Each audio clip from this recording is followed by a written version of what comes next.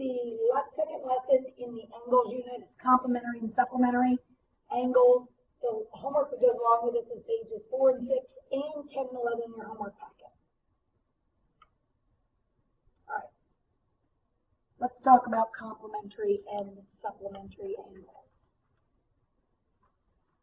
You want to turn to the top of page 7 in your notes. Okay. Two angles are complementary if the sum of their measures is 90 degrees. Complementary angles add up to 90 degrees. Two angles are supplementary if the sum of their measures is 180 degrees. So look at this diagram. Angle 1 plus angle 2 is definitely 90.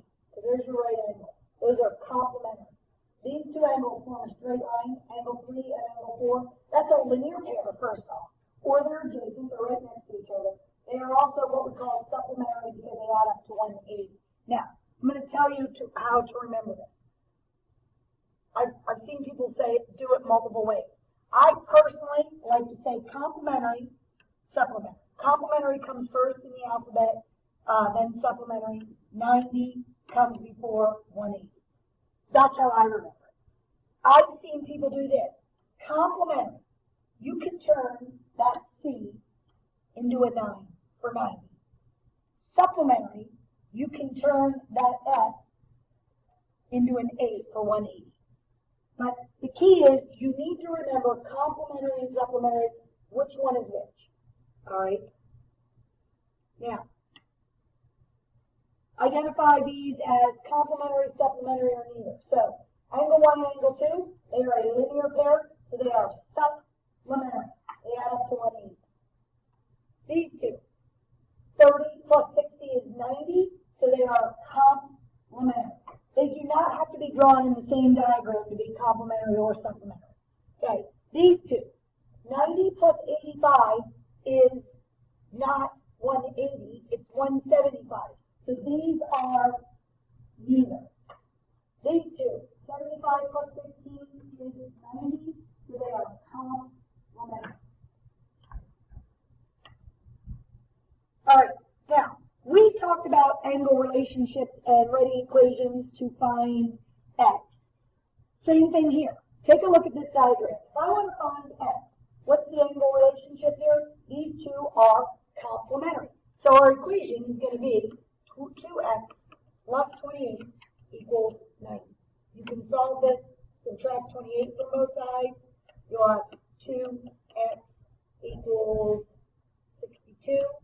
Divide both sides by 2, and you get x is 31. So, when you are writing an equation, you need to look at the diagram, figure out what the angle relationship is, and then use that to write your equation. Take a look at these two. They form a straight line, so they are supplementary. So my angle relationship is 3x plus 123 equals 180. Subtract 123. You end up with 3x is 57. Divide both sides by 3, and you get x is 19. All right. Let's take a look at this one. There are two ways to do this.